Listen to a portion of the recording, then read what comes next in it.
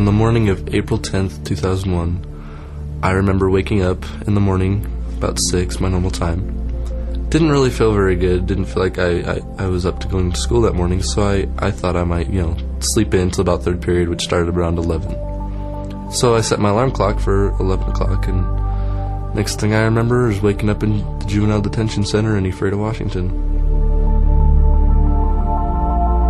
What went through my mind when I first realized where I was, where am I at? What am I doing here? What happened today? What went wrong?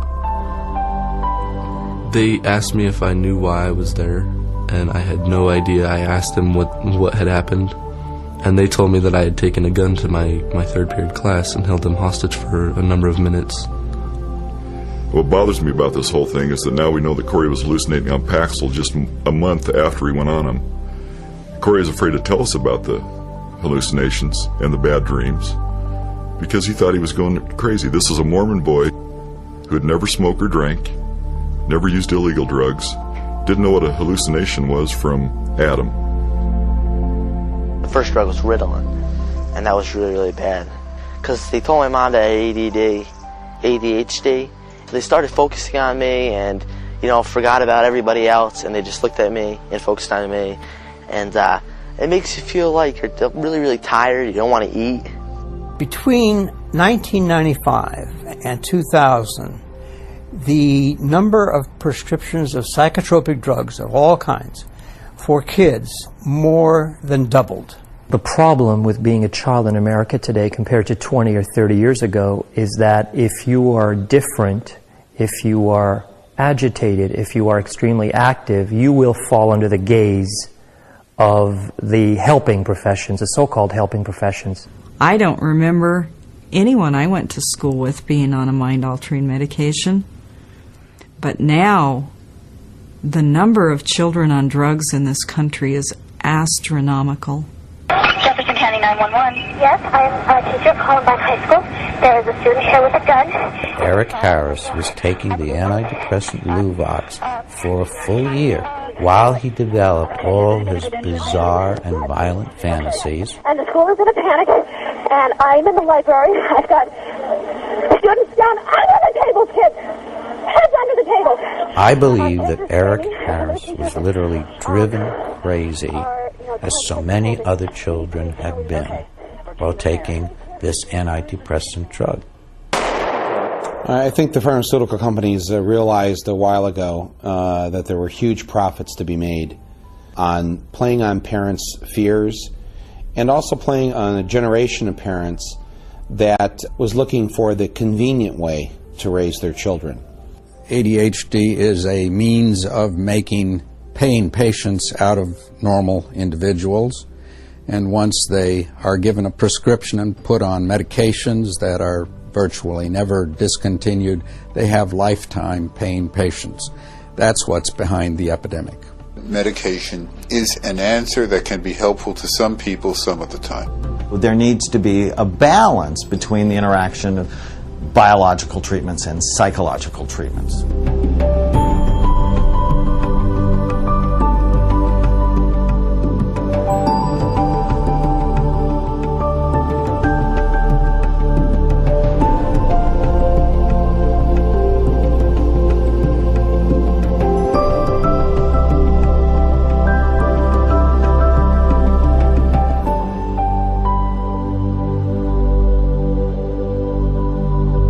I didn't have Brian diagnosed with ADHD until he was in the 5th grade. And that led, of course, to prescriptions. And when those prescriptions didn't work, that led to more prescriptions. And the more prescriptions he got, the more frustrated that we all got. He couldn't get better. He couldn't help himself. He got angry, and the angrier he got, the more violent he got. Each morning in the United States, between 6 and 7 million children are given a prescription medication before they can go to school. Many of them are taking Ritalin or other amphetamines. More and more aspects of human behavior, human distress, just general unhappiness is becoming medicalized. It's being made into diseases. This culture has grown in parallel with the growth of the pharmaceuticals industry and its investment in psychotropic drugs, that is, drugs that affect the psyche, the mind, the brain. By far the majority of psychiatric prescriptions for children are given for attention deficit disorder, ADD, or attention deficit hyperactivity disorder, ADHD. One of the alarming concerns I have both as a parent and as a physician is that there is much misdiagnosis and overprescription of medication, inappropriate prescription of medication, changing these children's lives forever for the worse.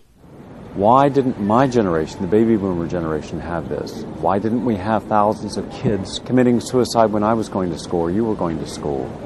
Why didn't we have kids walking to schools like this one behind us and shooting up their classmates for no apparent reason?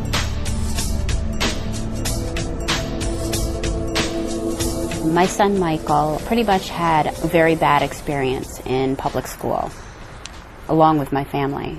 He started kindergarten, and I got a lot of phone calls that he was not sitting in his chair. He was not on task, as the teacher said. As a classroom teacher, you're given a list of 9 categories. If a child demonstrates 6 of these manifestations in these categories, for example, can't sit in his seat, fidgets, jumping out of his chair, doesn't wait his turn, things that are commonly done with youngsters who are energetic. You find 6 out of those 9, and that child can be labeled as ADD, meaning attention deficit, a shortage of, he can't focus his attention. One of the problems with the diagnosis for ADHD is that it's very subjective. It's basically a list of behaviors. There's very clearly at least 100 different problems that can look like ADHD. I do believe it exists and it's a genetic disorder, but it's a diagnosis of exclusion. You rule out everything else first before you even consider it. And that's not what we see being done today. Parenting style is not a cause of ADD and ADHD. There are several causes. One of them we know of is hereditary. For example, if the parents have attention deficit disorder or ADHD or those kinds of symptoms, their children are more likely to experience those symptoms as well. There are also several prenatal causes for ADHD, as well as low birth weight, if the mother was smoking or drinking during her pregnancy, and things like that can also have an impact on causing ADHD. But it's very important for people to understand that parenting style is not a cause of ADD or ADHD. At the same time, parenting style can, with a child who has attentional problems and hyperactive problems, cause greater difficulties, and at the same time can also improve the situation a great deal. When my little boy was 6 years old, when he first started kindergarten, on his very first day of school, the school kept calling me up at work 10, 20 times saying, "Vincent won't sit still, or we have a problem with your son." And they called me in for a meeting with the principal, a social worker, psychologist, and the teacher, and they said, "You're either going to have to put your son on Ritalin, or we're going to put him in a school for special needs children." My name is Riley. Riley? I love cars and trucks and trains. Do you? I like race cars. The main symptom under hyperactivity, the one that is considered by the Psychiatric Association manual to have the most power, the symptom is, quote, often fidgets with hands or feet or squirms in seat. That's it. That is the most powerful symptom. Under impulsivity, the first criteria is often blurts out answers before questions have been completed. And under inattention, the first criteria is often fails to give close attention to details or makes careless mistakes in schoolwork or other activities. And if you look at how this diagnosis has been formulated, it's to refine disruptive classroom behavior with the purpose of being able to medicate, under these psychiatric guidelines. Michael, to hear the experts say that if you manifest any number of symptoms like easily distracted, blurting out an answer before you're asked, daydreaming and looking out the window, fidgeting at your desk, unable to sit still, that these are symptoms of this mental disorder called ADHD. What do you think about that? That was me. All those things were me. Seriously, if this had been the way things were run back when I was growing up. You know, always asking questions, always seeming a bit agitated. Always, you know, my mind drifting off into some, you know, creative place. I'll tell you, they would have had me so doped up, you guys never even would have heard of me. There never would have been a Roger and me or anything else. First grade, when the work got a little more difficult and they had a lot longer periods of sitting down behind a desk. At that point, I was going through a divorce, and he had some emotional issues with the divorce and the custody pursuit that was ongoing at that point. And I was called in several times by the school principal because of his behavior, because he was distracted, he wasn't focusing, he wasn't sitting down doing his work, wandering around. And at one point she told me she knew I was going through family counseling with him, but counseling was very slow, and that if I didn't opt for medication, that she would find a way to transfer him out to a special education center. Some parents are very resistant to giving their children medication. The most effective form of treatment for attention deficit disorder is a combination of psychotropic medication along with cognitive behavioral therapy. Research has consistently supported this. There's a saying in medicine that if all you have is a hammer, everything is a nail. You know, so if a child comes in and they're inattentive, they must have ADHD, which is simply not true. We see kids who are reacting to the divorce of parents. They become oppositional or depressed or irritable because they are reacting to a chaotic home life. A child is liable to be diagnosed ADHD if he or she steps out of line, speaks out of turn. In short, just about any sort of disorderly conduct would beget on the part of a teacher a suspicion of ADHD, or might even lead to that teacher making such a diagnosis. Just describing a behavior is not getting necessarily to the underlying cause of what the problem is.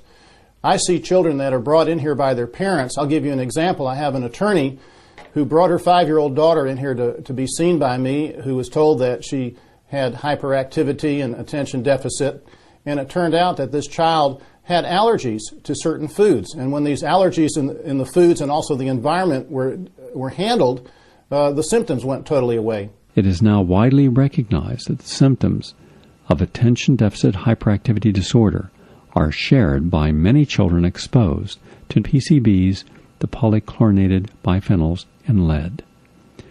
In 1996, Herbert L. Needleman published a report in the Journal of the American Medical Association revealing a strong link between lead in children's bones and delinquent behavior. Several studies since 1996 have confirmed what Needleman found. Many studies showed that children exposed to lead not only had learning problems, but also were distractible, disorganized, impulsive, and restless, the hallmarks of attention deficit disorder. In short, the mechanisms that regulate attention and self-control is damaged by lead.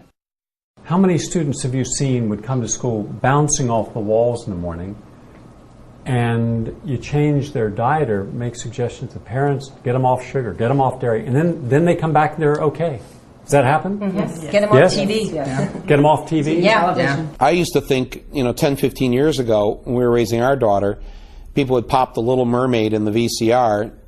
The kid would watch it 29 times, and that became, the pacifier. And no wonder they can't pay attention to something for 20 minutes, because when they're watching television, their brains are becoming lazy from the visual input that they're getting from television.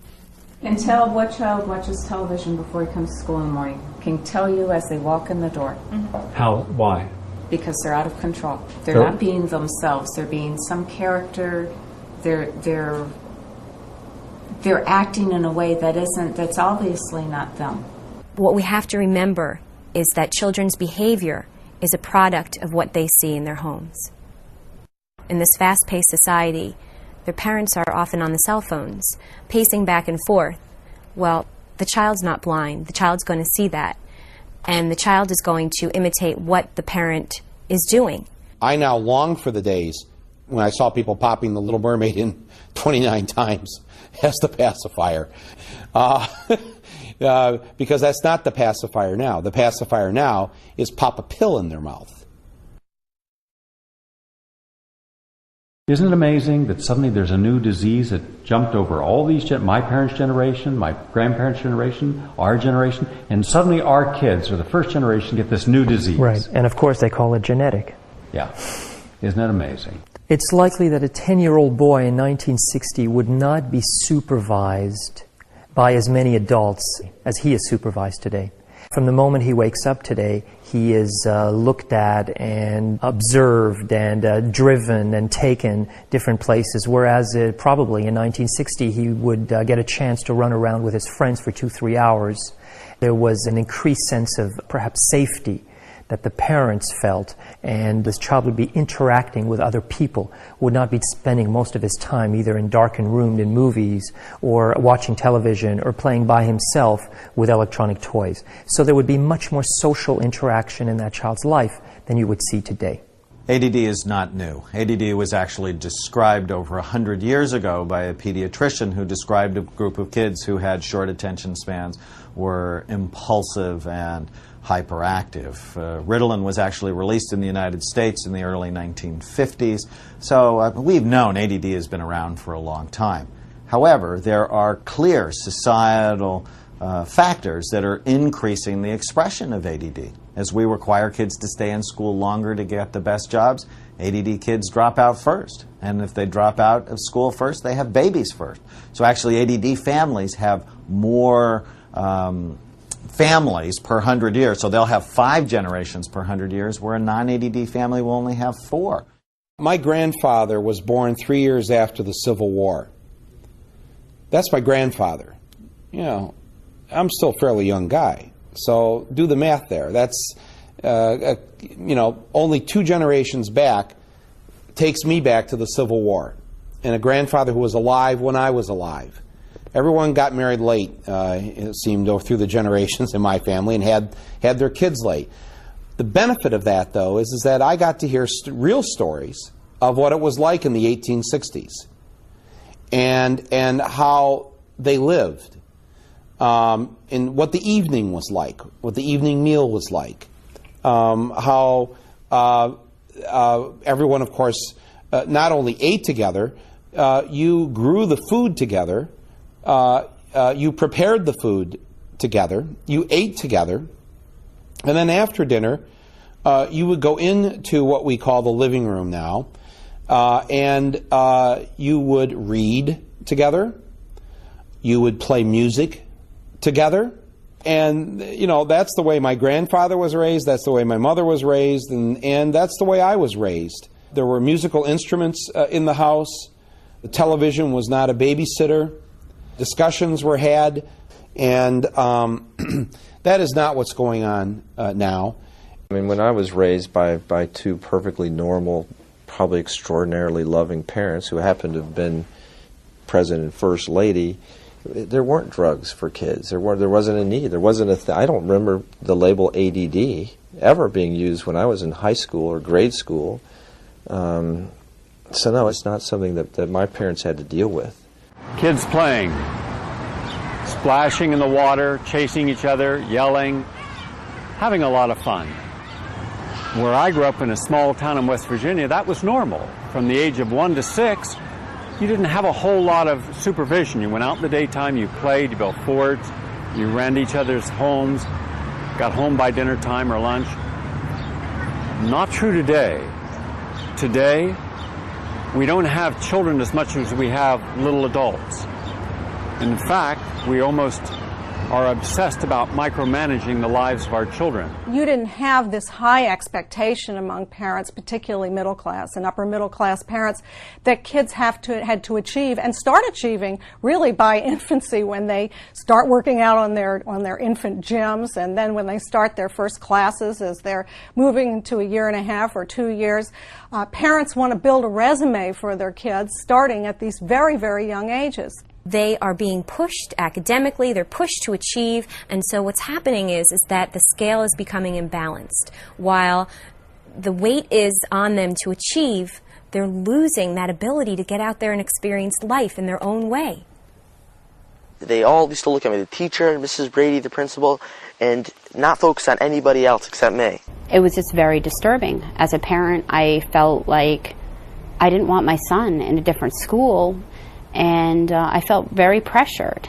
Mrs. Brady used to tell me that, she had eyes behind her head. Eyes behind her head, and she could see through walls. The children who are the most energetic, the ones who have that creativity and energy, many of those children are getting into a lot of, quote, trouble because they're not falling into the groove. They're not falling into the pattern. They want to know. They can't wait their turn. They're raising their hand. That's not fair to them. I mean, what should be happening is that energy that they have, which is so beautiful, should be channeled. And it should be channeled into a direction where they can create with that and use that in a positive way instead of it being used against them, that they're not following the, quote, norm. This one can chew, and this one can do fireballs, and this one can do this. This one doesn't go down, but this one does, and goes like... I'm asking you for just loudness. That's what it does. They're double shooters. Approximately 10% of boys from ages 6 through 12 or so are taking psychotropic medication. And this is just an appalling statistic to me as a parent and as a physician. In the early 90s, there was a huge spike in children being diagnosed ADHD and subsequently being put on Ritalin. At that time, several things happened.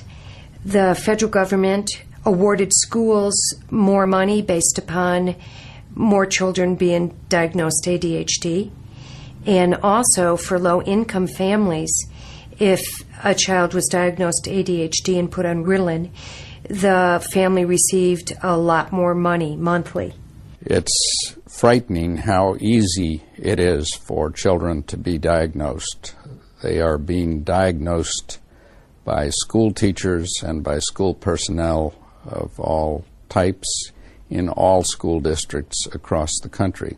I don't think teachers are the best diagnosticians. They certainly are good observers. They can see what happens in a classroom. They can make good comments about what they see in a child, and that can be put into the diagnostic hopper.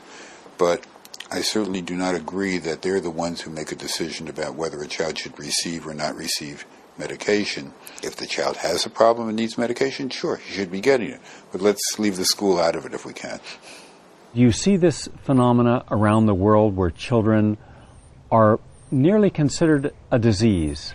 You don't quite see it around the whole world. It is mostly occurring in North America, in Australia, Great Britain, but beginning to occur on a mass scale around the world because of the efforts of America, which is exporting its way of looking at children.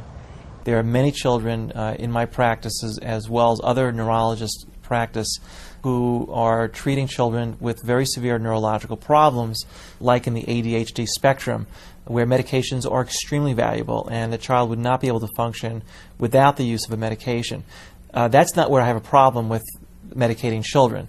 The problem I have with medicating children is the error that we make of commission, where we're treating children who are just, struggling, but don't have ADHD, but are labeled ADHD because it gets them through the door to get that prescription for the Ritalin or another medication. So I took him out of that school and I put him in another school.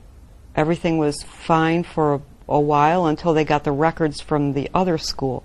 Then the same thing happened. They started calling me at work saying, Vincent won't sit still, you need to come in and have a meeting. And again, I went to the meeting and they said, you have to put your son on Ritalin or we'll put him in a special school. I took him out of that school and put him in another school, Sunnyvale. And that is where they called CPS, Child Protective Services, and when I was at work, they took my son out of daycare and they put him in an institution. When I got home from work, there was a card on my door from a police officer, and it said, please call me regarding your son. The Division of Family Services was originally set up to protect children, but I don't see that happening anymore. They're used as a way for people to report one another, for children to even report their parents. Instead of helping children, I see them going into homes, pulling these kids out of homes so that they can put them on drugs. I called the Sunnyvale Police Department, and then immediately I picked up the phone to call my mother. And the next thing I know, the police officer just came right through my door without even knocking or anything. He grabbed the phone away from me. He says, "You're not calling anyone." And he slammed me down. I thought, this guy's crazy. And so I started crawling away from him, and he grabbed my ankles so hard and pulled me back that I still have his fingerprints in my ankles to this day. If a school pressures a parent to put their child on the drug, and the parent thinking they have to do this in order for their child to attend school, and the child has a bad reaction to that drug, that the school should be held responsible. That's my personal opinion.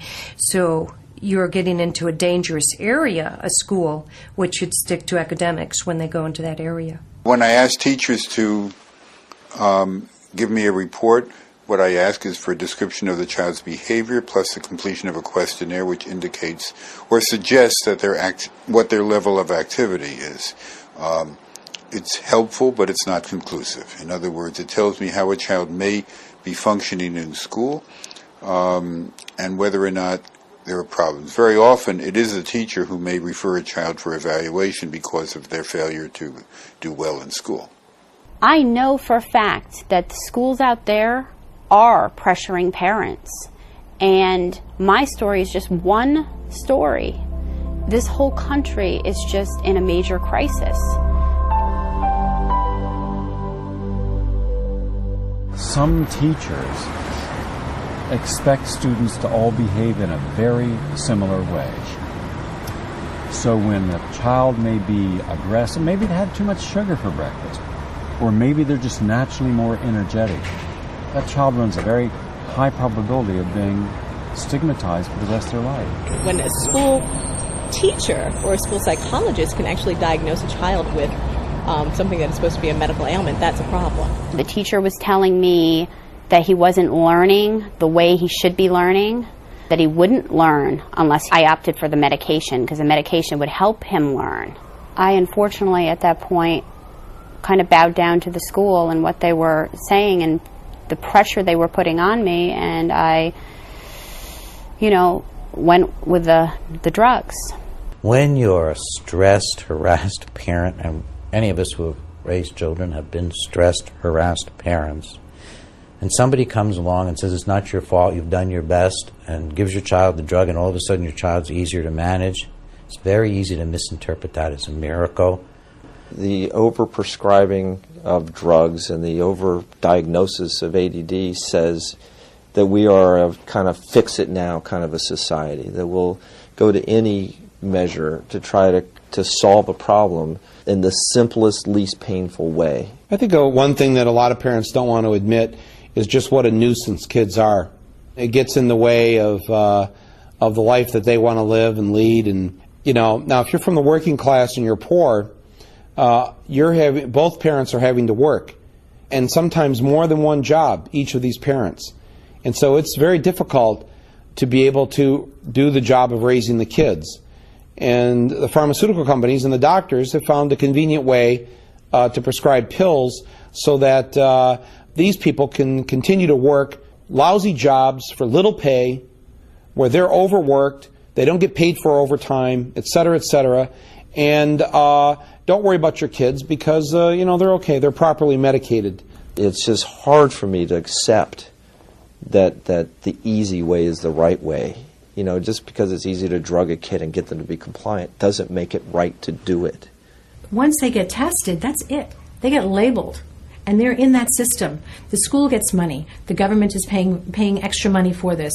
And so it's to the drug companies, of course, advantage to be able to have this public.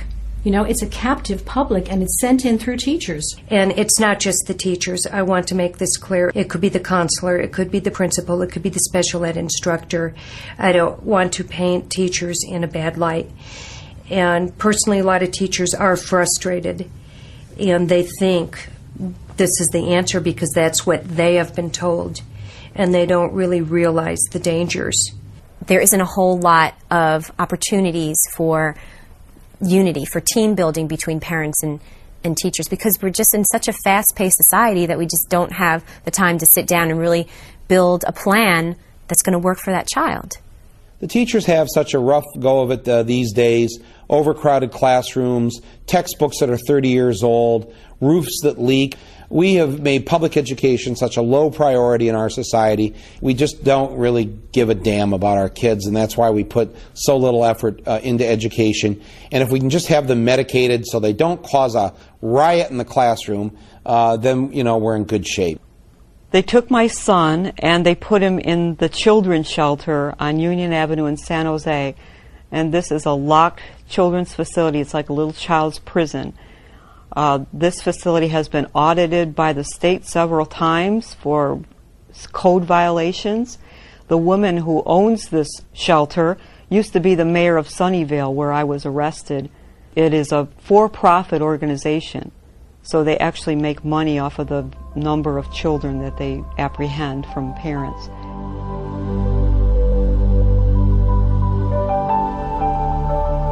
Third grade was just horrendous. He started having severe anxiety. He was not going out for recess. He was telling me, "Mom, I don't feel good. I just want to put my head on the desk and go to sleep." He goes, "It doesn't make me feel good. Don't make me take them.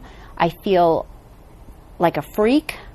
I feel like, why do I need this? You know, it doesn't make me feel good." It makes me kind of feel kind of tired and very, very like dizzy and dopey. It was just so disturbing. As a parent, it's heart-wrenching to hear that your son doesn't want to take something and you have to basically tell him that the school wants him to take it. Many of the children that are brought to me by parents state the teachers are concerned because the student's not conforming to a certain type of behavior. This is wholly inappropriate. Teachers don't have licenses to practice medicine, and unfortunately physicians who do have licenses don't look for the underlying etiologies oftentimes. They're very quick to grab a prescription pad.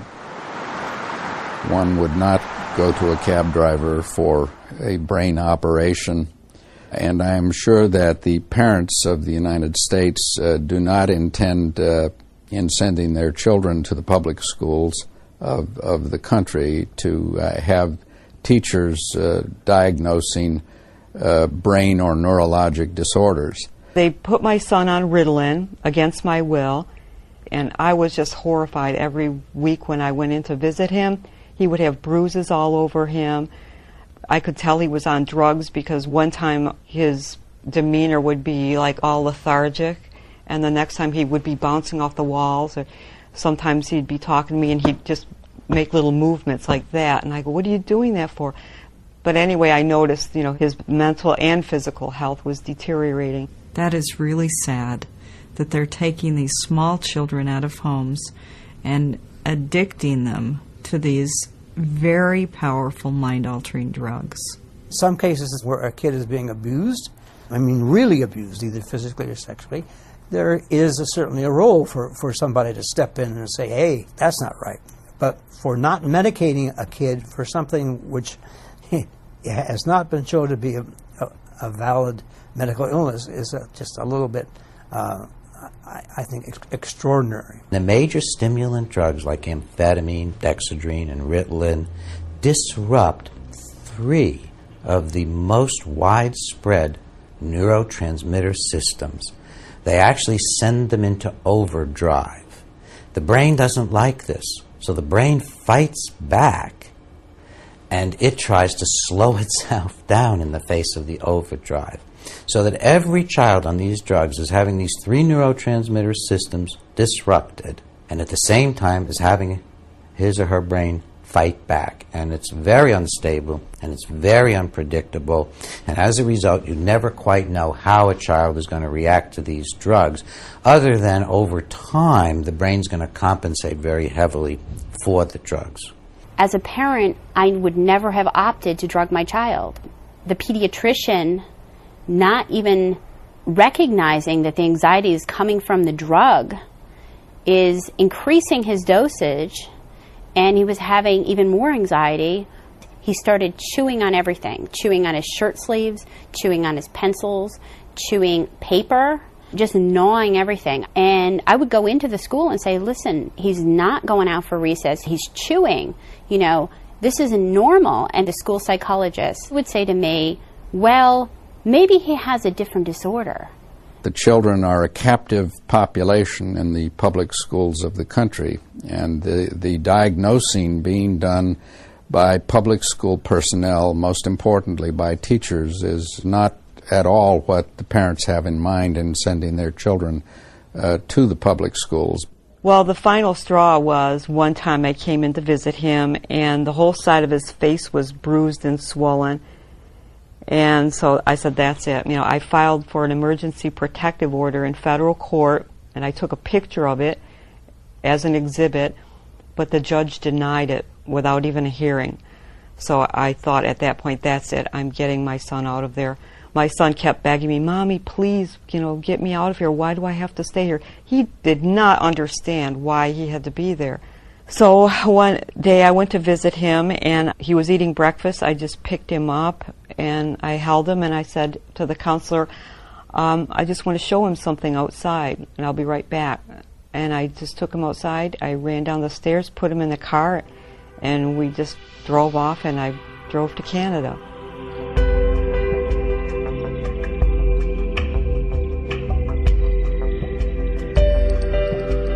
You know, it's like the big medical authorities are telling you that there's something wrong with your child. Don't buy it. It is happening nonetheless because it is orchestrated at the very uppermost levels of the U.S. Department of Education and more specifically Office of Special Education in concert with the National Institute of Mental Health. We were happy in Canada. We were there for about 2 months. Vincent started coming back to normal. You know, my son was so happy. He kept turning the radio up in the car, and he's going, we're out of there, we're out of there. He was so happy. We were both so happy. We were ecstatic. The pharmaceutical companies have decided that being a child, being an adolescent, is a disease. It's an illness. And somehow it has to be medicated. When in fact, the whole nature of growing up is exactly what those words mean. You are growing up. There is a transition taking place. And anytime you transition, there are ups and downs. There's pain involved. There's sadness involved. There's loss involved. Any of a number of things. And you feel this anytime you make a transition in your life. And the first time you start to experience that is as a child and as an adolescent. No one ever said, you know, it could be the drugs causing your son to act bizarre. I demanded somebody look into this and say, why isn't he going out for recess? Why doesn't he have as many friends? Why is he chewing? And my whys, they led the pediatrician to change his drug over to Dexedrine, which is just another stimulant. My dosage went up and up and up and up and up. It was huge, my dosage. So he didn't improve. He got worse in actuality. And one of the problems I see a lot of my colleagues doing is medicating the side effect. In other words, so you have a child now who's depressed because they're on Ritalin, so they give them, you know, Prozac or another antidepressant to take care of the side effect of the Ritalin, or they can't sleep, so they give them a drug to put them to sleep. So all of a sudden, what we've done is we have children, you know, who are on 2 or 3 different medications because we're medicating the side effects of the original medication. These children are many times given one drug and have side effects, and then another drug is added, and they have side effects from the other drug, and that's where you get 5 or 6 different drugs for one kid. I'm seeing kids in my practice on 4 and 5 psychiatric drugs who are psychotic or on the way to becoming psychotic. And when I sit down with the family and say, let's examine the life story, what we find is that it began with little Johnny didn't like school, or little Johnny didn't get along with his teacher, or little Johnny was bored in one of his classes, not even all of his classes, and was put on a stimulant medication, and gradually over the years of one drug on another drug, little Johnny becomes a person unrecognizable to his parents. I think it's quite possible to sort this out with good diagnosis and good monitoring. First of all, you're not going to generally use both stimulant drugs at the same time. You're going to use one or the other in most cases. And then you may or may not put an antidepressant on unless you feel it's warranted in terms of how the kid is functioning or how they're doing, or if somebody is showing serious signs of depression. So it's true, ADHD and depression can exist side by side, and you might want to have somebody on both those medications, and I've seen it happen a number of times. Follow-up is really important. These medicines change people's brains, and they actually do it fairly quickly. And I think it's important to see somebody in a couple of weeks and then see them in a month and let them have access to you when you're starting medicines or changing medicines, because without appropriate follow-up, people can get into some significant trouble. Every drug is a foreign chemical. Every drug is a potential poison. I have been consulted in no less than 10 cases of cardiac deaths due to psychotropic medications. The psychostimulants, methylphenidate, and the amphetamines are known to cause high blood pressure, known to cause cardiac arrhythmias, including cardiac arrest and cardiac death. Matthew Smith from just outside of Detroit had been on Ritalin for approximately 5 years. His parents had wanted to take him off of medication because of recurrent chest pain and shortness of breath, but they were coerced to keep him on the medication. We were told that if we did not follow up with their evaluation of ADHD and take him to the pediatrician and get him on Ritalin, that Child Protective Services could charge us for educational and emotional neglect. At age 13, while riding his skateboard, he suddenly keeled over and was dead. The county medical examiner said there was no doubt in that case that the chronic administration of the Ritalin was the cause of death. On the death certificate it says that he died from the use of methylphenidate, Ritalin. Ritalin is, for the purposes of classification by the Drug Enforcement Administration, is a Schedule II drug on the same list as cocaine. The Drug Enforcement Administration puts special regulations over how many prescriptions a doctor can write and how a doctor has to write the prescriptions and keep track of the drugs. It even means the DEA can come raid your office if they get the impression that you're giving out too much of this drug. This is not an ordinary drug under the law. So essentially, we're trying to solve a problem in the schools by putting our children on kiddie cocaine. Parents will steal their kids' Ritalin and sell it. Kids will sell Ritalin to each other or give it away for recreational purposes.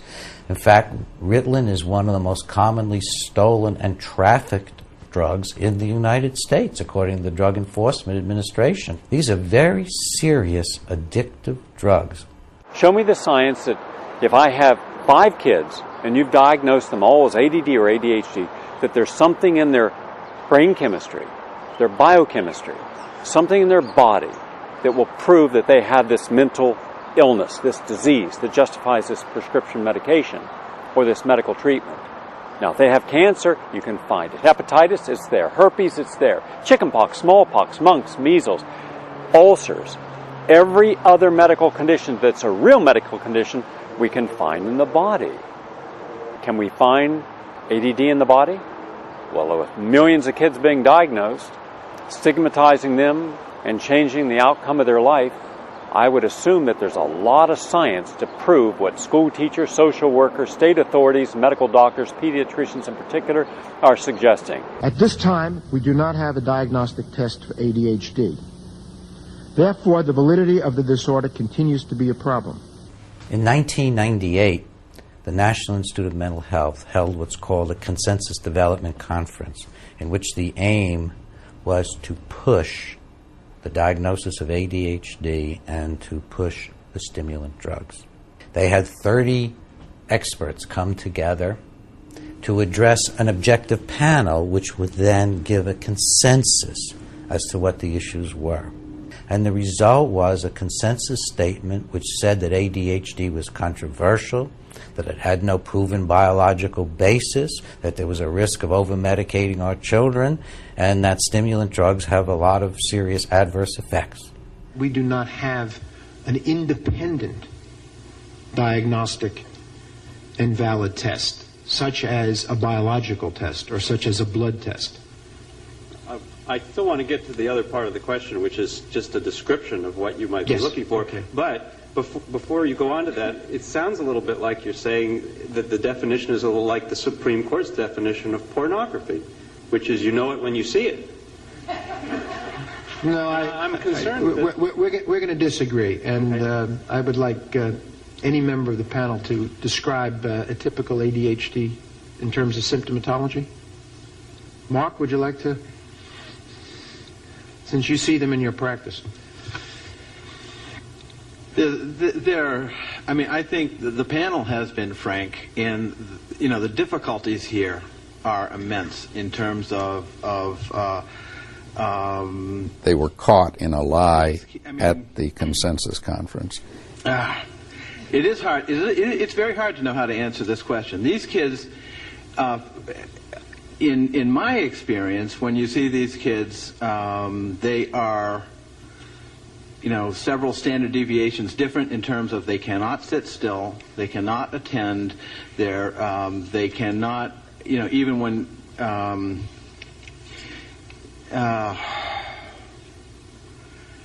they are as if driven by a motive. There are some good clinical descriptions of these kids.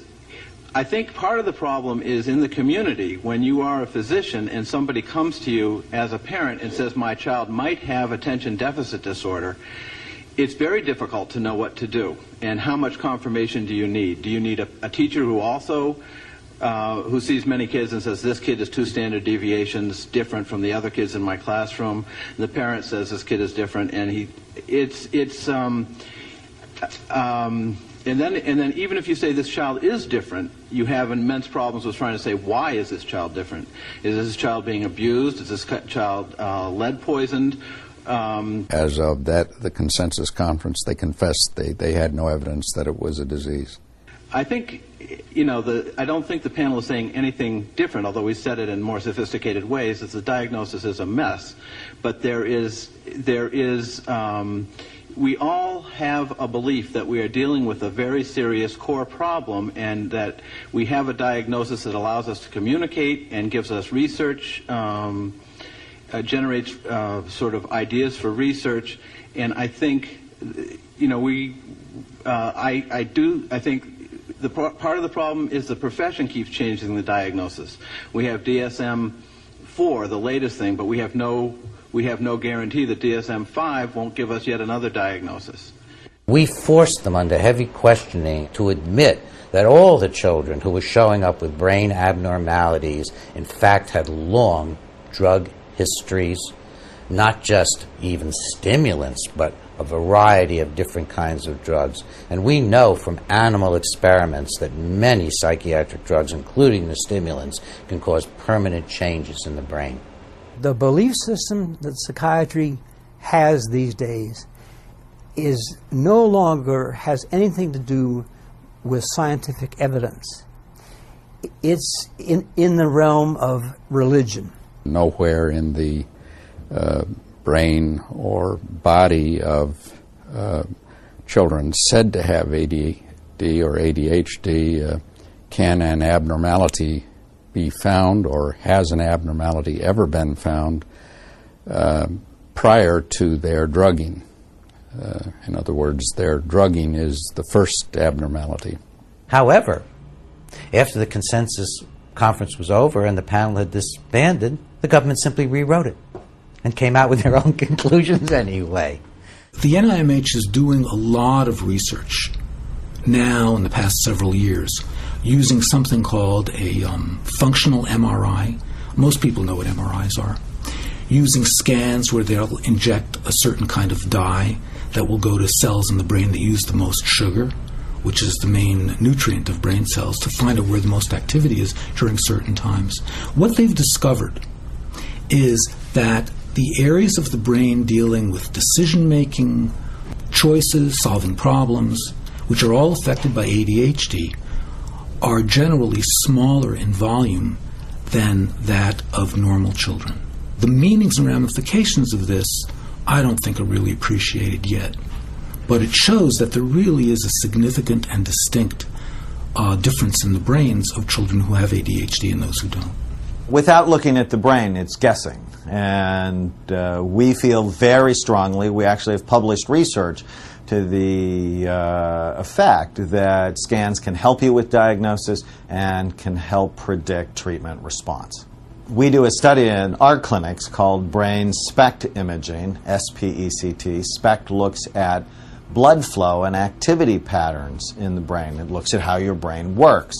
And what we see in a healthy brain is full, even, symmetrical activity. And what we see in the ADD brain is that when people with ADD try to concentrate, they get decreased or diminished or lower activity in the front part of their brain. And then we target treatment to the specific brain you have. So rather than one treatment fits everybody, we're going to target treatment to your brain. And we've done 25,000 scans over the last 14 years. It's not like I'm basing this on 50 people we've seen.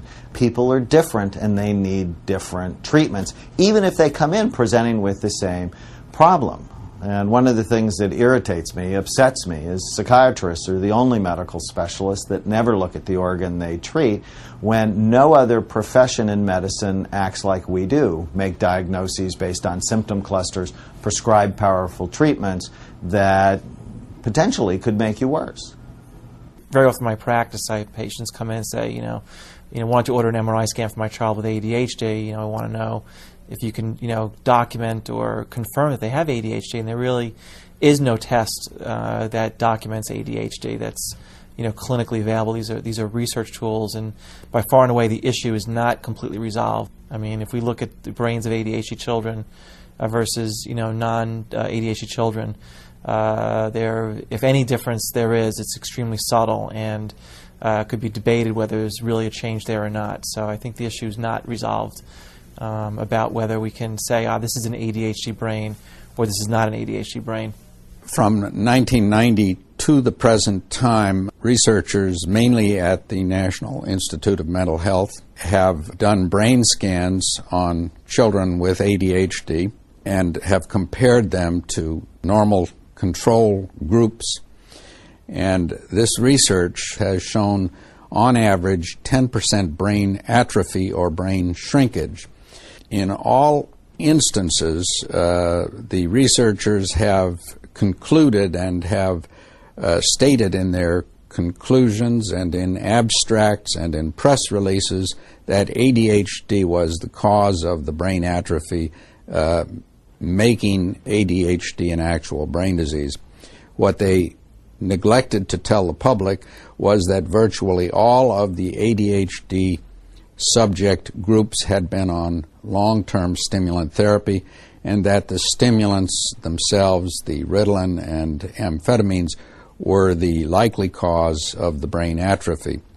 And so at no time has the scientific literature proven that ADHD is an actual disease, and at no time have they disproven that the drugs used to treat ADHD are themselves the cause of the brain atrophy. I had no idea that they would pursue me in Canada. We were pulled over by the RCMP. They checked my license, and he said, "Are you aware that the FBI has 2 warrants out for your arrest?" I said, "No, I didn't." But they actually had a $500,000 bounty out for me and my son. The U.S. authorities took my son back to California, and they were going to try to charge me with 2 felonies, 10 years each. I spoke with a Canadian immigration officer who offered me political asylum. I stayed in Canada for 3 years, but I thought, no, I'm going to go right back down there where my son is, back in the belly of the beast, and fight it. That was my only way I was going to get my son returned. So I came back to Santa Clara County, and I spent 4 months in jail. Many people all over the world wrote to the DA and the judge saying, "Why are you doing this to this woman and her child?" And that support helped me to be released from jail. The school psychologist kept telling me that she believed Michael had another condition. And it wasn't ADHD, and that's maybe because the drugs weren't working. They never said that, well, it could be the drugs causing it. So the school sent me to a psychiatrist, and the psychiatrist, looking at the school documents once again, diagnosed him with social anxiety disorder based on the fact that the school documents said that he wasn't socially interacting, and handed me a prescription for Paxil, which is an SSRI, not even approved, FDA approved for children under 18. I'm concerned that we are not paying attention to what happens when children take Ritalin. Will it lead them to take more powerful medications like Paxil, Prozac? And if so, what happens when people take combination of medications? That is happening. In third grade, I was put on Paxil. And Paxil, that made me hallucinate and hear things.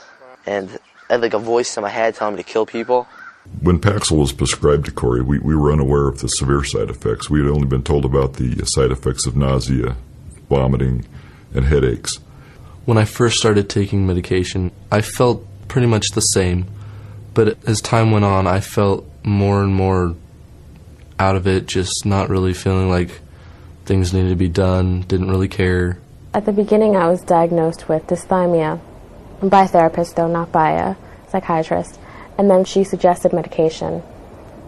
The psychiatrist diagnosed me with depression, I guess severe depression at one point. And then I started taking Prozac. A serotonin reuptake inhibitor blocks the reuptake pump of serotonin itself, so it can't go back into the nerve that manufactured it, and there's more and more serotonin in the space between the neurons. So there's a greater chance that the molecule of serotonin can wander across the synapse and hit a receptor site. Exactly how patients go from being depressed to undepressed is still a mystery. No one knows yet. But it's been fascinating because this is a very exciting time for brain chemistry and mental illness, because we're starting to discover things that really cure people like we've never had before, and we're starting to find out how the brain works. I did feel that I needed some kind of help. I had no idea what they would do for me. We are seeing new high numbers of kids who feel just sad. A lot of kids are living in a kind of pressure cooker right now. The expectations are that they should get all their A's, become important members of various volunteer groups, to become an ace soccer player, to fill in every moment of their lives with an activity that will show that they are an A achiever. But in fact, sometimes this backfires. The psychologist suggested that he needed medication. And we've had experience with medication with my wife and postpartum depression, so hey, we were just very at ease with this, and we took him to our family practitioner, and he suggested Paxil. He became violent. I almost killed my friend because of his haircut. He literally flipped out over the fact that the boy next door had a haircut that he didn't like. When you look at the widespread use of these mind-altering drugs among children, is where you're going to find the answer for the violence that we're seeing in children today.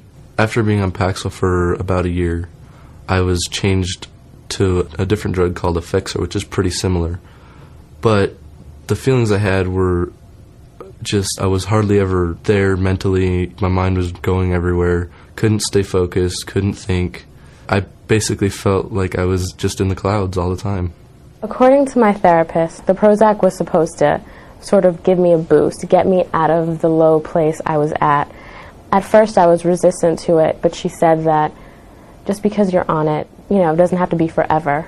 That a lot of people take it and they develop better habits, and they're able to move on with life and eventually wean themselves off of it and not be depressed anymore. That's what it was supposed to do. He had no control. He came to me in the bathroom and he said to me, "Mom," he goes, "make it stop. I can't control myself. I don't know what I'm doing. Make it stop." We have a great amount of evidence in the scientific literature that antidepressants and stimulants cause abnormal behaviors in children, in particular out of control, aggressive behaviors. I thought I was going crazy. I was hallucinating, I was seeing things, I was hearing things. While I was on the medication, I felt like that was what was supposed to be going on. I had no idea what would happen to me, what other people would think, because that's what I thought was the normal thing. What we've seen is depression is not one illness. It's at least 6 or 7 different things. And if you give everybody the same medicine, give everybody, we call them SSRIs, medicines like Prozac, Paxil, Zoloft, Lexapro, Celexa, you'll make some people better, no question about it. And you'll make other people worse. So one treatment doesn't fit everybody. Understandably, what works for one patient might not be what works for another patient. You don't want to be too formulaic and in a cookie-cutter kind of way give the same thing to every person reflexively. It made me lose weight. I liked that. I had more energy. I liked that. I didn't feel as tired all the time. I didn't sleep as much. I went out more. I felt superficially better, I guess, in a sense, but not really, because it didn't really make my life better on a deep level, on an emotional level, just sort of superficially. He told us that he'd seen dark figures and heard voices while he was sitting in class at school. We also were found out through deposition by a friend of his that he had told her that he'd had a terrible, horrible nightmare about going into school with a gun, and this was a year before he actually went into school with a gun. There's a direct link and association between psychotropic drugs and violent behavior.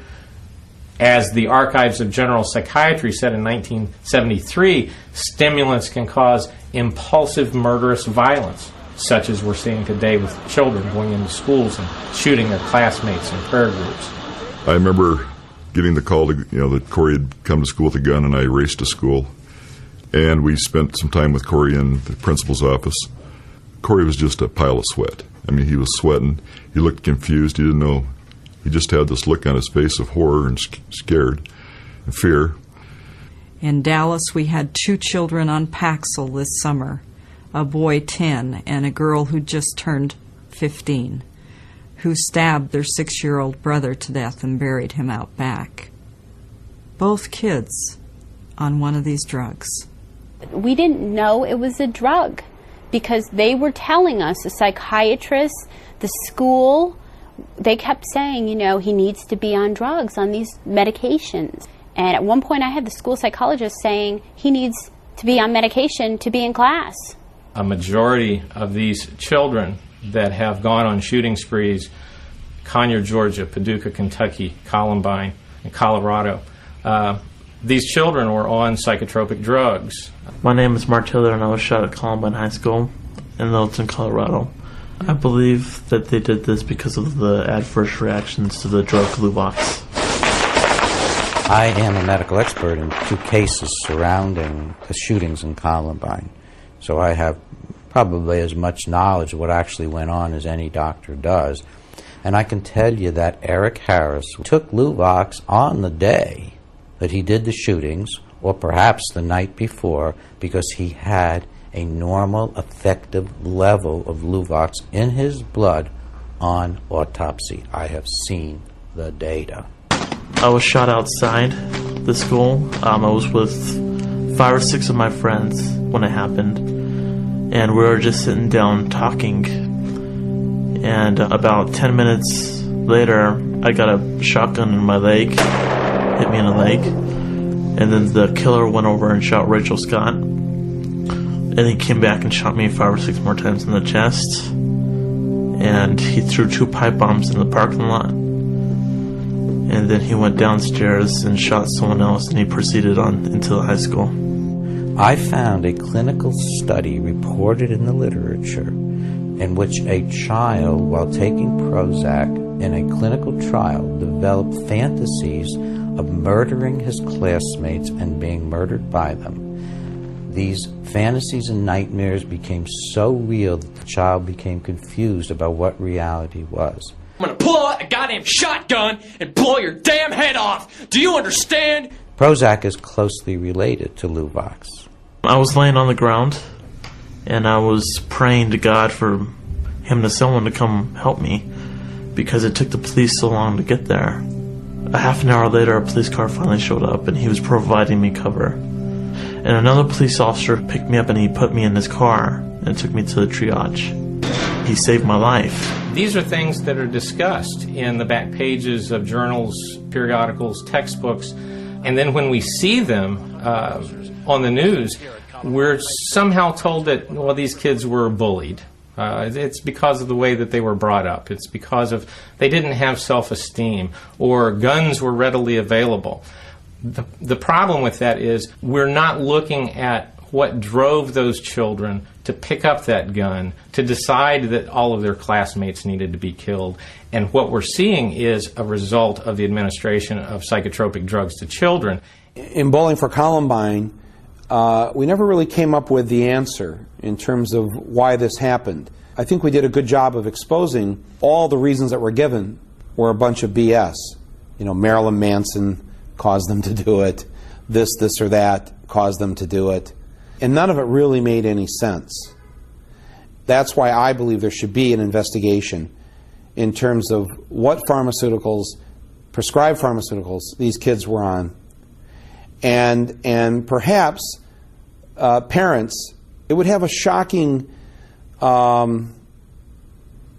it would be shocking, I think, to the millions of parents who prescribe this for their kids if it was finally explained to them, if this is the case, that this perhaps occurred for no other reason other than because of these prescriptions. Imagine what that would do. Imagine how people would totally rethink things, grasping for every little straw they can to explain why something like Columbine happens, when in fact it may be nothing more than this. How else do you explain two otherwise decent kids, very smart, no history of violence to other kids in the school? Why them? Why did this happen? It's an extremely legitimate question to pose, and it demands an investigation. Well, the moment I woke up was really in a cell of the juvenile detention center, and pretty much had a little tiny window to look out of, but I just laid on the bed, and people were walking by. I could see people, was terrified, didn't know what to say, didn't know who to call for. I've never had any amnesia symptoms before this happened. Eventually somebody, asked me if I was all right and asked me if I knew I was there, and they eventually told me. A few months after Corey was arrested and in detention, I happened to have a chance to talk to Clint, who's Corey's friend. And I asked Clint, I said, when Jamie asked Corey, "Are you going to hurt us?" what did Corey do? And Clint said he looked down at the gun like he was surprised it was there. And then he stopped, and he was real quiet. We found out after Corey was arrested, and it was a couple of weeks later, Corey finally confided in one of the counselors that he'd been hallucinating. And he was seeing, the counselor called me at home and said, "Are you aware that Corey's been hallucinating?" And I said, "No, I'm not aware. And we just saw him Sunday." And she says, "Well, he says he's been seeing tigers and bears and things in his room and outside his room." So that had me concerned, because that was the first time I had been aware that these things can cause hallucinations. These kids can be in what they call a dream state.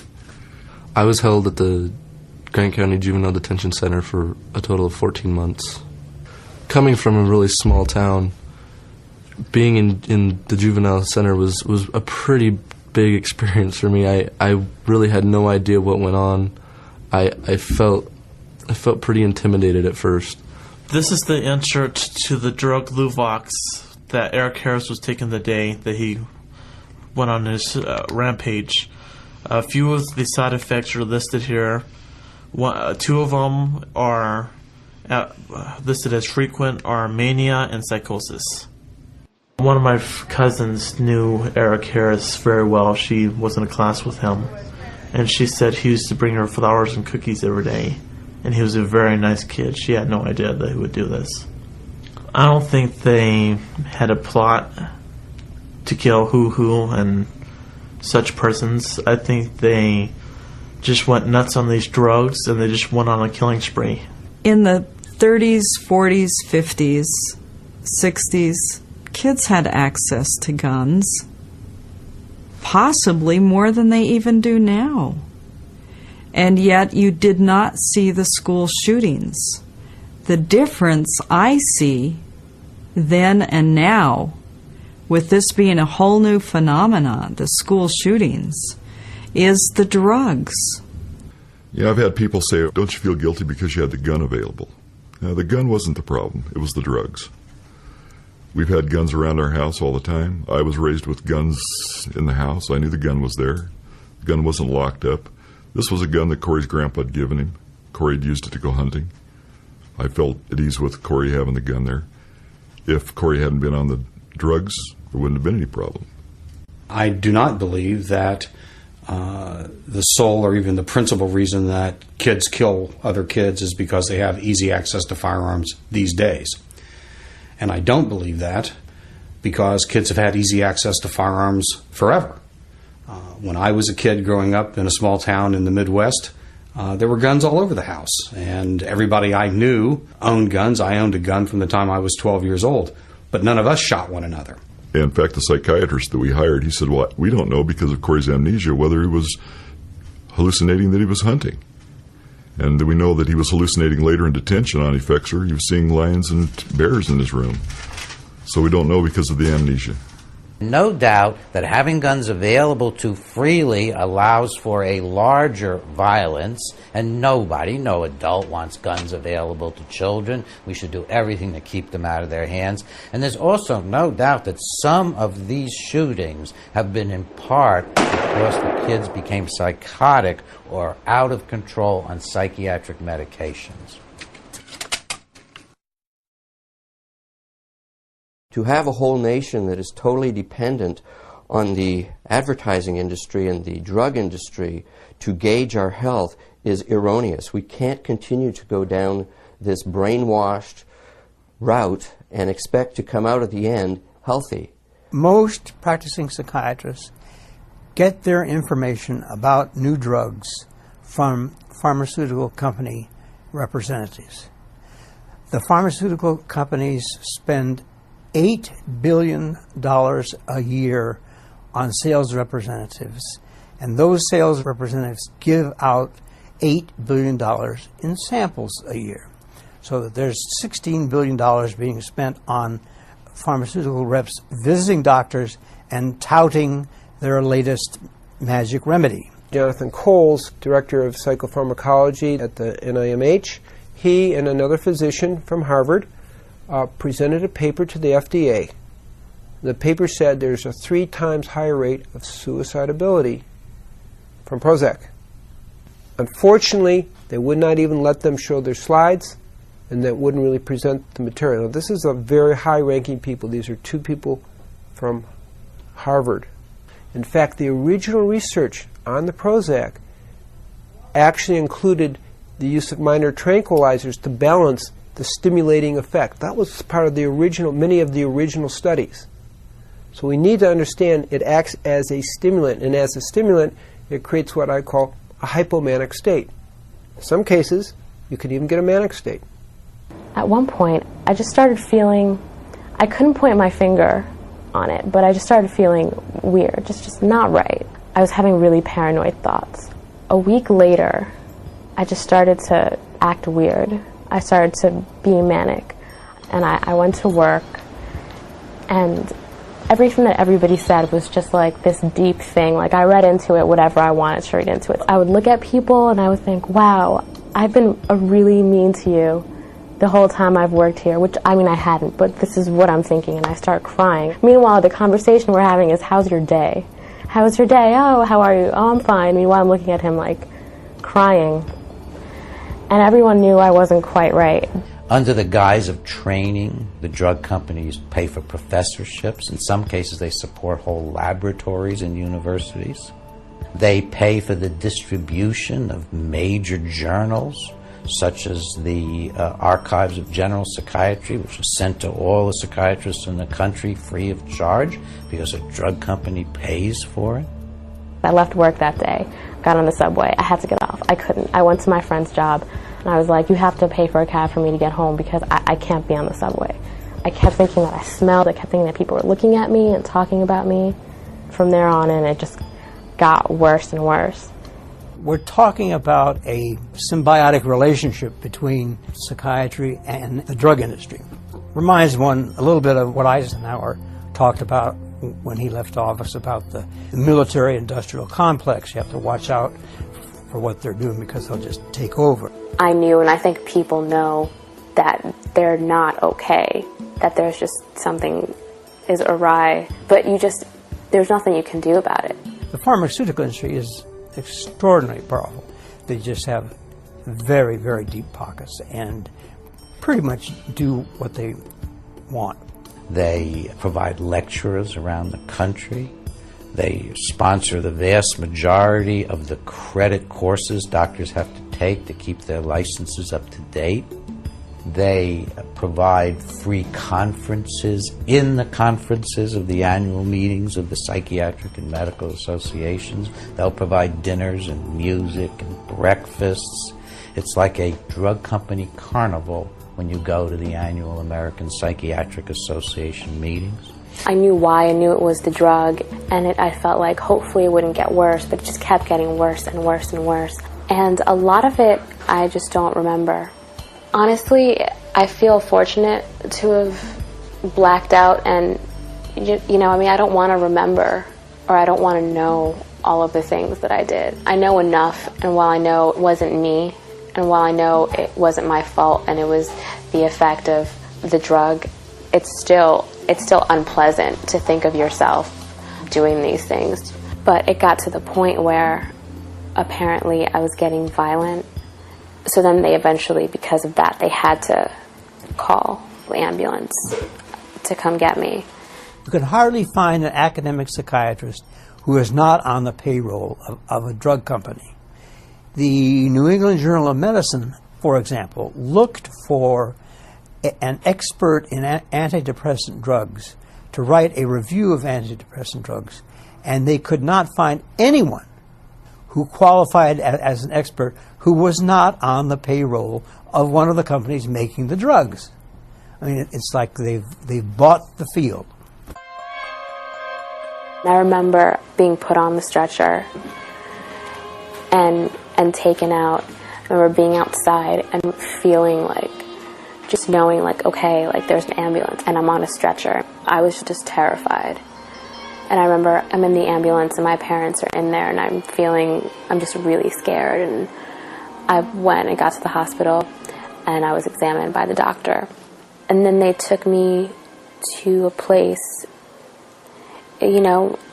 armed guard, like very dark, weren't allowed to leave your room.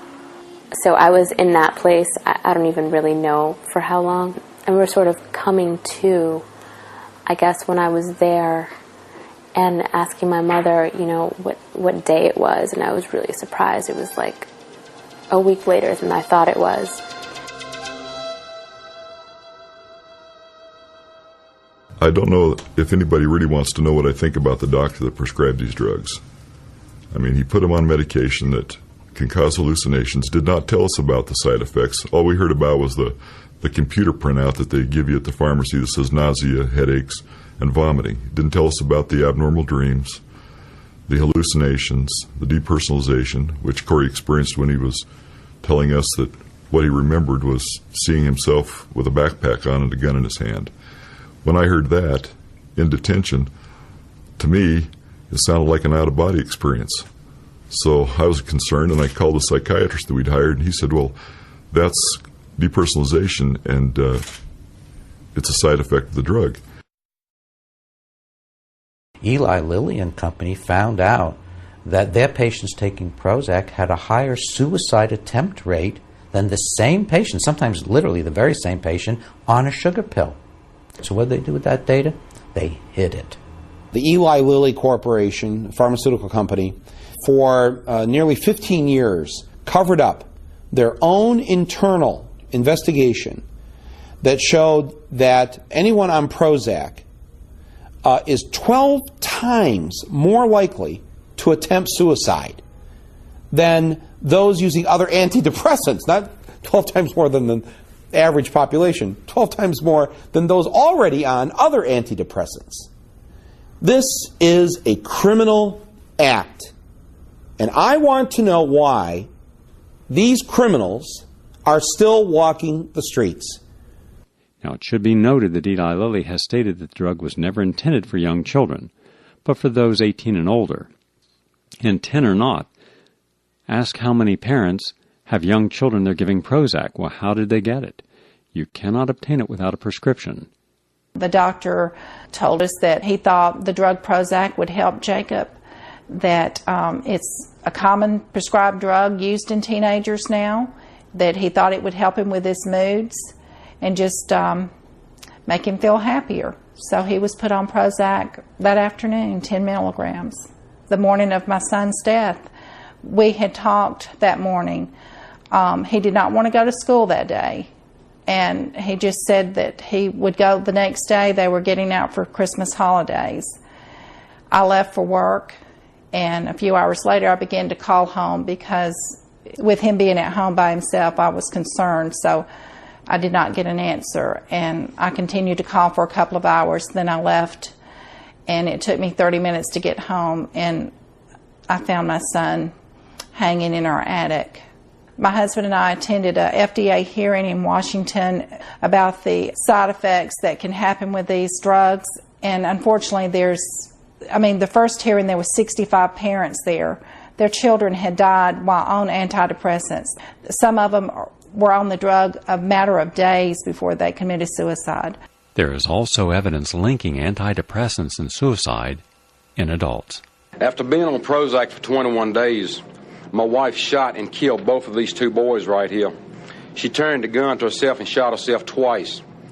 Now she's in jail for murder. Since I've been on Prozac, I've experienced the following adverse reactions.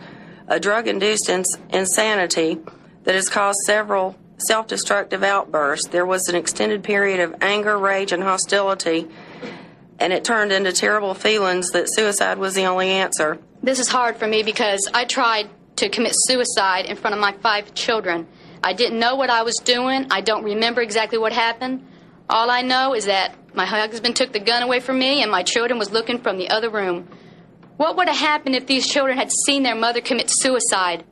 My sister did commit suicide in front of Lindsay. Another woman spoke of hollow point bullets. That's what my sister used to do it. The side effects of some of these drugs can be increased suicidal ideation. There's a recent black box warning by the government that giving these drugs to children and adolescents could increase suicidality. The facts are that's true. There was an increase in suicidal ideation in the studies that they did, which were questionnaire studies amongst the children. But it was not an increase in suicide. It was an increase in suicidal thoughts. The recommendation was that anybody being treated for this should be monitored closely. Well, I couldn't agree with that more. I mean, as a psychiatrist, I feel any patient I place on an antidepressant has to see me at least once a week until I feel the drug has been safely monitored and established, and I may even continue that long afterwards. I don't see any rationale for just prescribing a drug and telling somebody to come back in 3 months and let them know how it's working. That's poor medicine.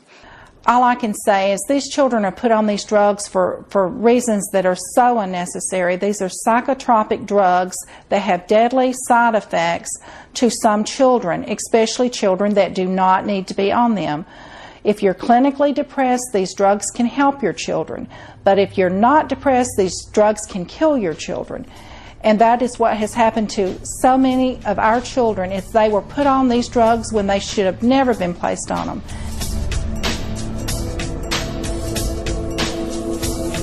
One cannot expect the pharmaceutical industry nor the medical industry to take responsibility for each and every child in this nation. The responsibility lies with each of us as parents to take control of our health back. What you want to do is look for alternatives.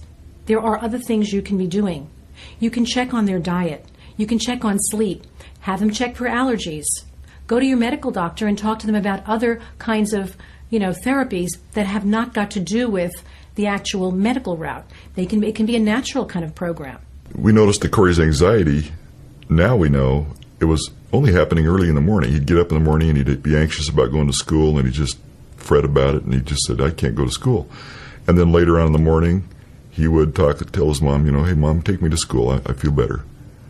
And we feel now that it was his low blood sugar. He hadn't had anything to eat, and he's an eater. Many children go to school, they don't have any food, they become hypoglycemic. Or they may put a Pop-Tart in the toaster and go to school, and the next thing you know, they're hyperglycemic, then hypoglycemic, and have behavior problems because of that. So many families accept a prescription for their child before looking first at what is that child eating? What is the child being served in school or at a fast food restaurant or the junk food store on the way home? If you're not looking there, you're not looking at the source of the problem.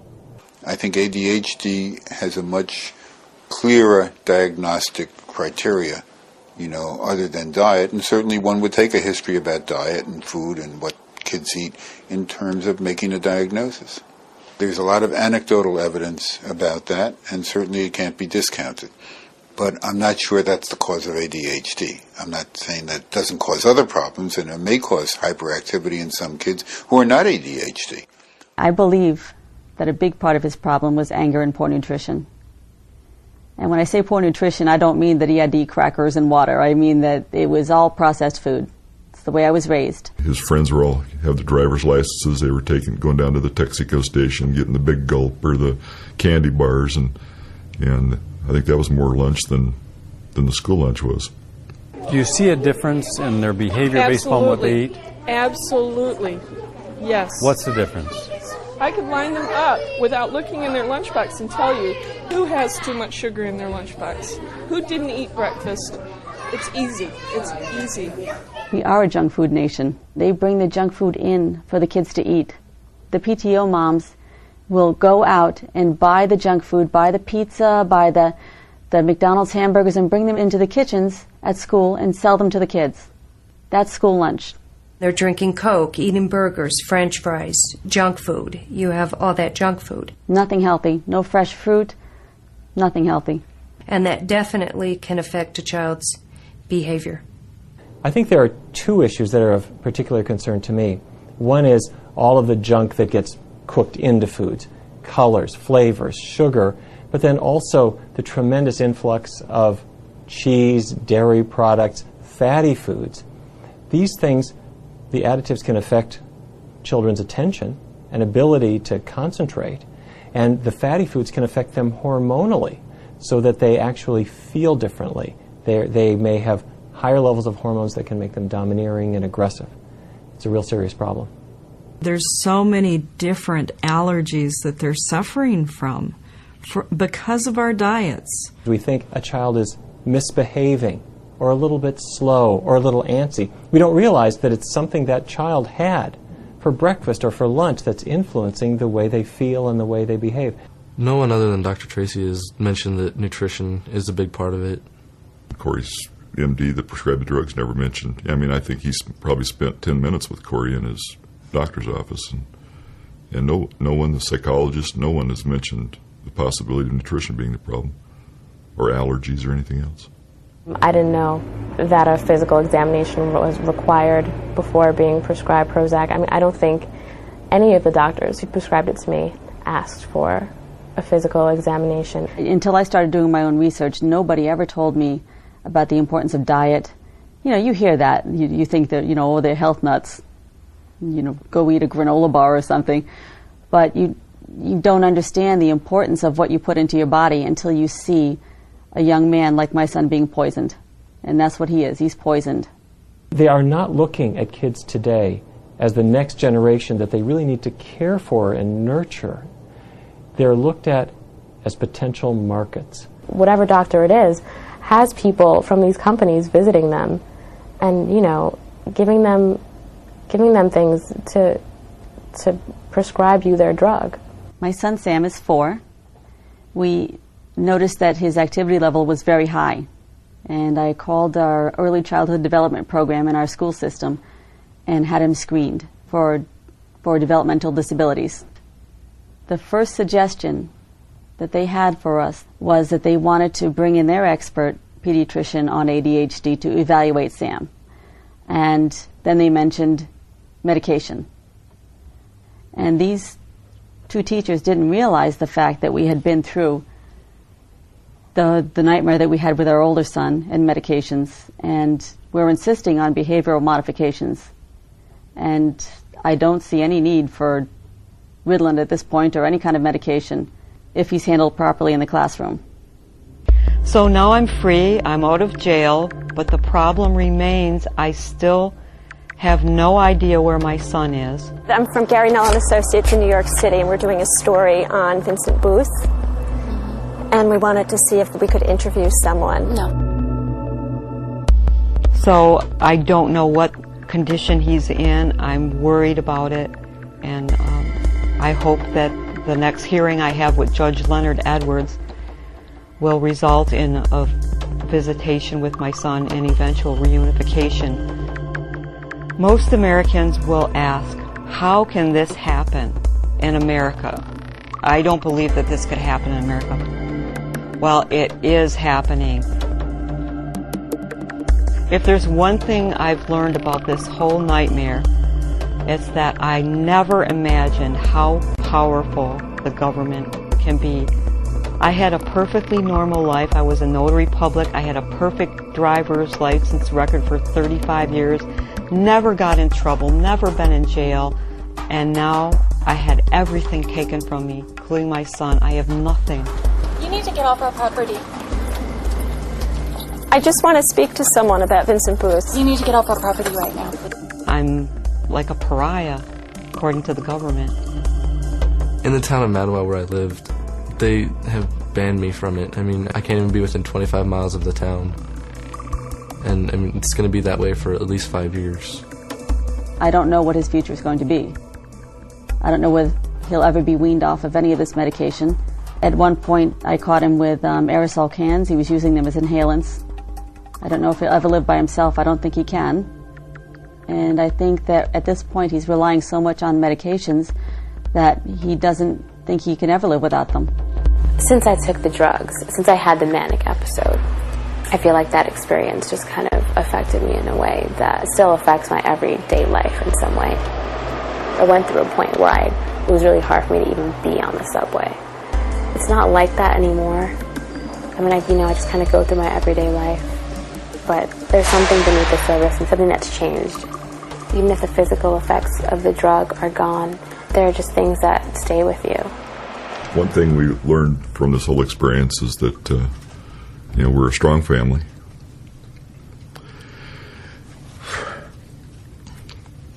And that God blessed us.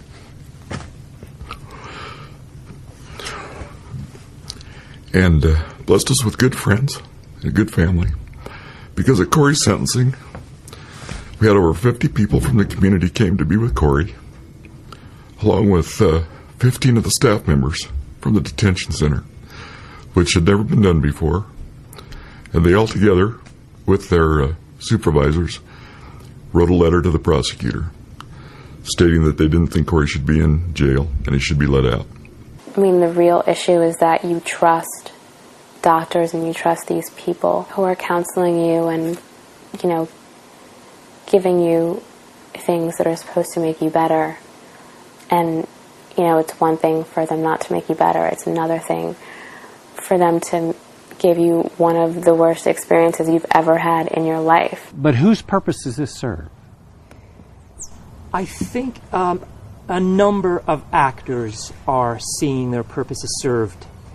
Parents who are overwhelmed with the demands of work, with making a living and making it in society, the way they've been taught that one is supposed to make it, they find something in there. Teachers find something in there because of they can manage their classes a little more easily when a third of the children are drugged. Pharmaceutical companies find it in their interest because their profits are soaring. Advertisers find it in their interest because they're advertising these drugs, and doctors are prescribing and so forth. So there's a search for power and control by a number of individuals. We are increasing the diagnostic net of conditions that are neuropsychiatric, whether it's social anxiety. What does that mean? A person's shy? No, they have social anxiety. Shyness is not a disease. And if a person is not adversely affected by being shy, why are we calling this social anxiety that needs Paxil? stop the labeling. Stop the labeling and stop the drugging. And let's start talking about healthfulness. Let's start talking about how to live healthy, happy, prosperous lives. And that's far more therapeutic than putting drugs into kids and telling them they're disordered in some way. I think the best hope is for parents to really take the ball and try to find the best help for their children and to work hard with their children. And again, it's not the case that parents are bad parents. If they have a child who has inattention, difficulty concentrating, difficulty focusing, and hyperactive behaviors, the major solution is finding a way to parent that child and find a parenting style that matches their child's personality. I think parents care. They want the best for their children. It's just that we've become so short-sighted as to what's important that they don't even know what to care about exactly. Depression in children is not a biological phenomena. Depression in children is a spiritual, psychological, and social issue. Kids get depressed for reasons, and whether or not the reasons are the parents or the teachers, because there can be other reasons why kids get depressed, including our society, including the culture they're in, their peer cultures. But whatever the reason kids get depressed, the solution is in the hands of adults to provide children hope, to empower children, to give children a sense that they can matter in their own world and in the larger world. There is no substitute for adults in the lives of children giving them hope. Hope does not lie in a pill.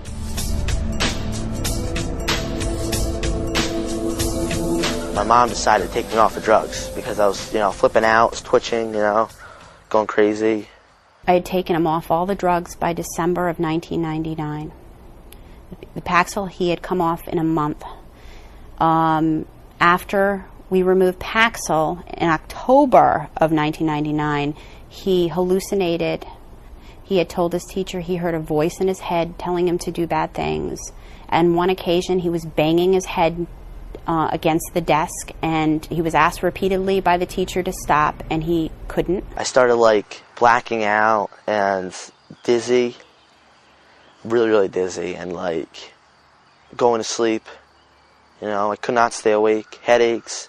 Discontinuation of the drugs can be a problem, especially drugs that have a relatively short half-life means that they are quickly excreted and dissipated. If one is on a substantial dose of these drugs, there are side effects that can occur. Not side effects, what we call withdrawal effects. And these can be quite unpleasant, causing irritation, headache, syndrome that looks something like a flu-like illness, or maybe even stomach problems. I found it interesting that once we decided, he needed to be weaned off the drugs, and I talked to Dr. Tracy, and I learned a lot about weaning the drugs and tapering off. I had to tell the MD how to do it and what prescriptions we needed. When we decided to start taking me off of the medication, I thought it was a great thing. I felt really good about it. And as I was getting off, less and less of a dosage, I started feeling better and better. Corey was on 300 milligrams. And so he lowered it to 225, and he was on that for a couple of weeks.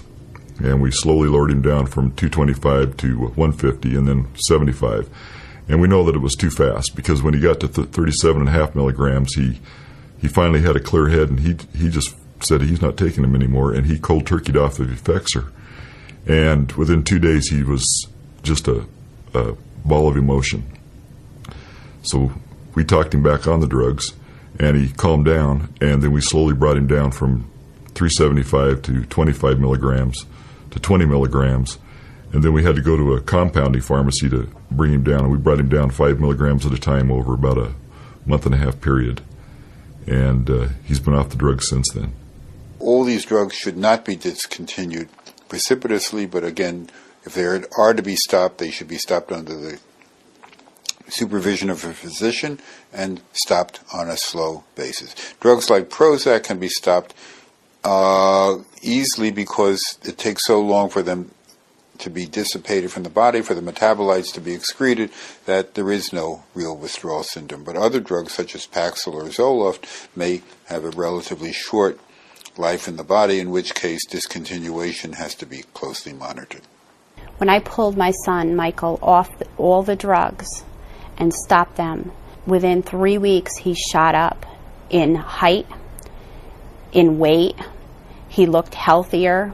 At one point, the school teacher, feeling very sorry about the whole ordeal, came to our house with her sympathy, and she looked at him and she said, "Michael, you look wonderful." And to me, it was a different child. He looked healthy. He never looked healthy on the drugs. He looked gaunt. He looked wasted, like he was wasting away. He was always tired, didn't have an appetite. And now I had my little boy back again. Everybody goes through, has emotional issues in life and goes through points when they're depressed, and it doesn't mean they have a disease. And I now know, or I've known that I don't have a disease and I don't have anything wrong with me, and I'm not doomed to be depressed forever.